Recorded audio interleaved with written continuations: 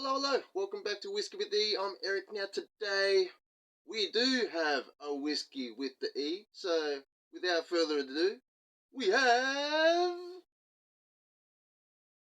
Benchmark. Alright, let's just say Benchmark, a product from Buffalo Trace, but they normally would have more than just this release. It's just here in Australia, we only have the old number 8 brand, and it is only at 37% alcohol per volume, 700ml bottle. Now, alright, let's just say I picked this up for, let's have a look. Alright, Benchmark, $38. Alright, so this is the cheapest bottle you are going to find at BWS. Alright, so there's another one that is the same price called Mattingly and More. Now, I just figured we may as well try this. Now, let's say if you were short on money, you didn't have that much to spend. I just thought, you know what? Let's see what this level is going to give us. Alright, so, for example, Jim Beam, 37% also here in Australia, but this comes at $48 here in Australia, right? So to save $10, now, I think this is why Benchmark or Buffalo Trace has released Benchmark here in Australia at 37% to compete against Jim Beam. To release it $10 cheaper, still be at the same percent alcohol. I never thought I was ever going to buy this bottle, to be perfectly honest. I mean, I complain about the Buffalo Trace here in Australia, being only 80 proof, only 40%, so you know what? Let's get right into it. Let's see what this is going to do. Pause for the... not a cork pop. Pause for the uncracking of this plastic lid. Jim Beam styles. Alright. There you go. Alright.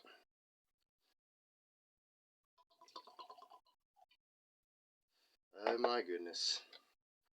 You know what? No whiskey tube is probably going to ever review this. Or you know what? No one's even going to probably search this up to see.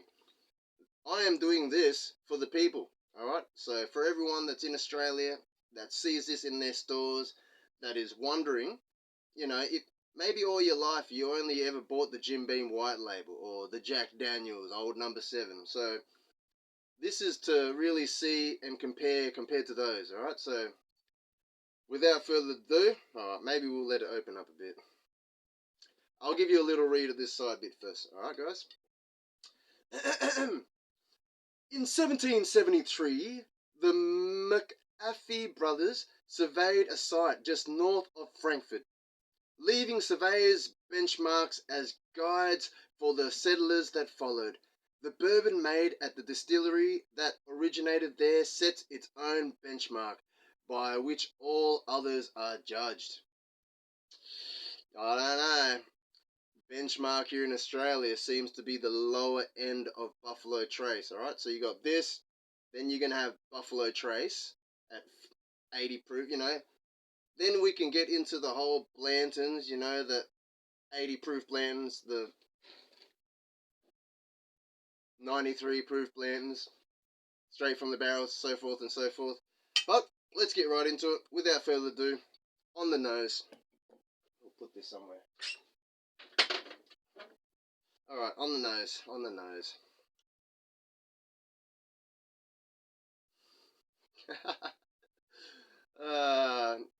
I got to remind myself to not be so rough because it is what it is. It's a $38 bottle. It's 37%. You know what I mean? So I'm just trying to judge it in the level of its at Jim Beam. So obviously, if you guys were buying this, you are not a whiskey aficionado. Maybe you are just a person that just wanted to get a bottle to mix with Coke or have with some ice cubes. So we're going to see how it goes straight. So then I'm going to be able to judge if it's going to be fine with Coke. Maybe we'll go get some Mountain Dew from downstairs. Alright guys, on the nose.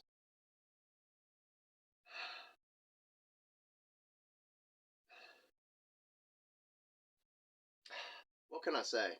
It is just I mean, it's not bad. It's not ethanol or anything like that. Obviously, it's only 37%. So if I'm comparing it to the Buffalo Trace, it is similar to the Buffalo Trace, but a less a less prominent nose. So it's like a watered down version of the Buffalo Trace. I mean, you're getting that oak. You know the typical notes of vanilla and caramel? Pretty much. It's very faint, guys. It's very faint. Yeah, so yeah, just look at it, guys. Look how light colored that is. Look how watery it is. But to everyone that's just buying Jim Beams to mix with Coke, I'm sure this is going to be a great substitute. So, and you get to save $10. All right, let's just give it a try, guys. Cheers, everyone.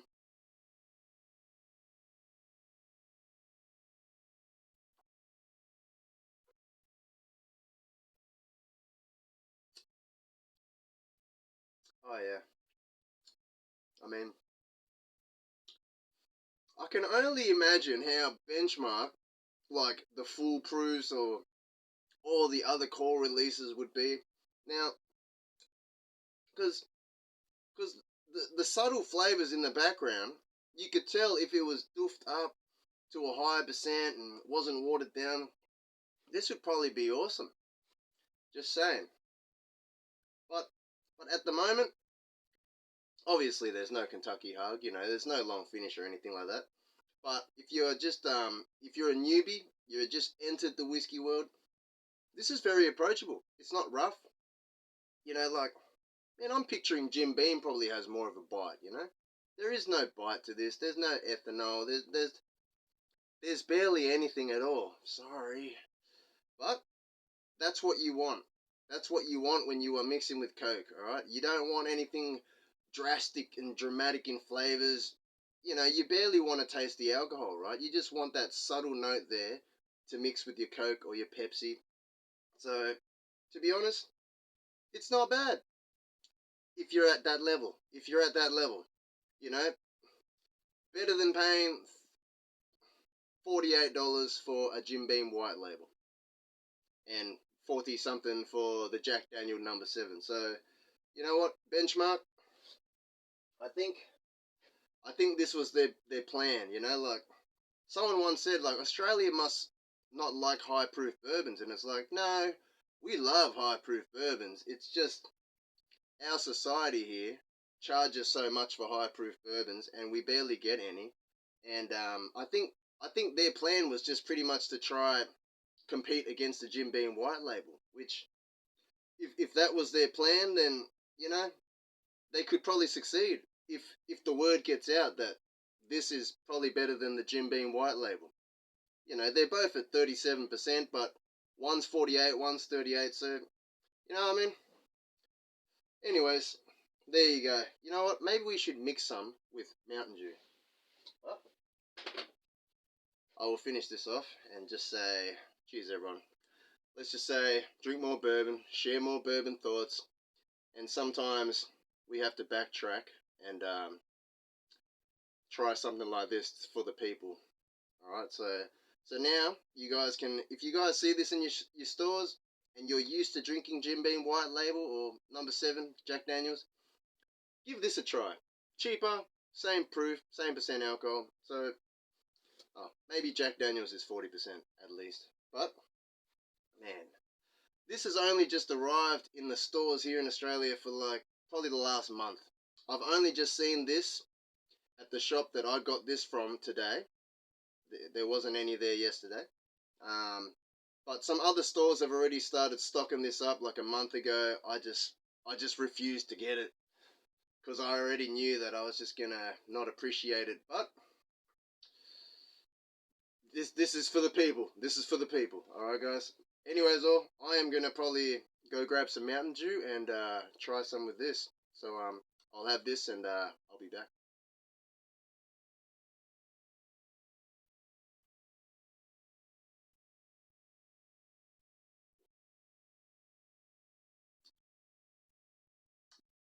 Yeah, yeah. It's just so subtle.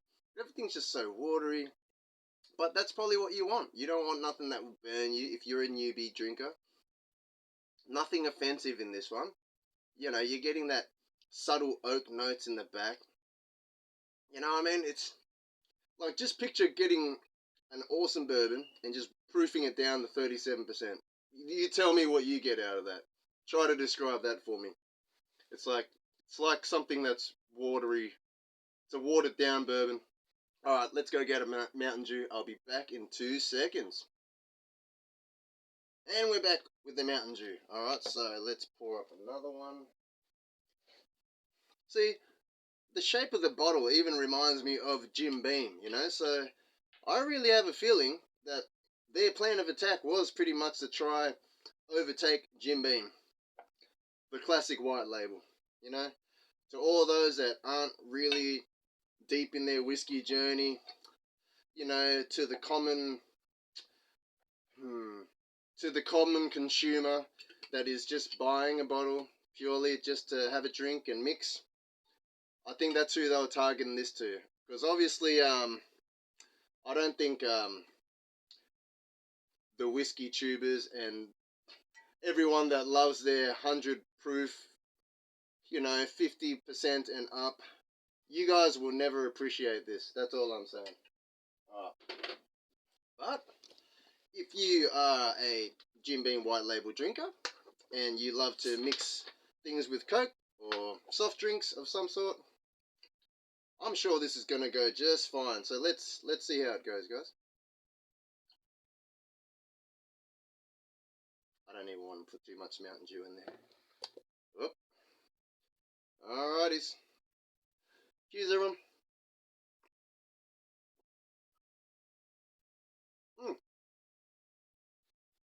There you go. It's not bad. It's refreshing. Obviously, everything you mix with a soft drink is going to be refreshing, guys. But, yeah, all I can say is, actually, isn't Mountain Dew made to be mixed with whiskey? Let me know in the comments. Alright, guys. Like, comment, subscribe. Let me know if you have tried any benchmark products. You know, obviously, you're probably going to have tried other benchmark products. No one's probably going to have tried this. But this is just for the people, alright? For the common folk. Alright, guys? So, let's say I recommend this to anyone who typically likes to mix their drinks, and you know what? Yeah, when you have a low budget, when you don't have much money to spend on booze, $38, 37%. What is it? 20 standard drinks. There you go. I think that's your best bet. Better than spending money on a Jim Beam white label. But cheers, everyone. We may as well just finish this. Cheers, everyone.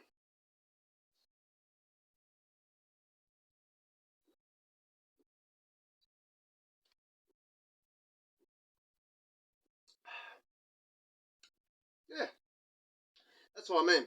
This is definitely going to be good for mixing because the flavors aren't bold and dramatic. They're really subtle. You can mix it in with any soft drink and it's just going to give that little slight flavor of bourbon in there without overpowering it. So you're still going to enjoy a nice soft drink flavored mixed drink, I guess. There you go. Like, comment, subscribe. Let me know what you think and I will catch you all next time. See you guys.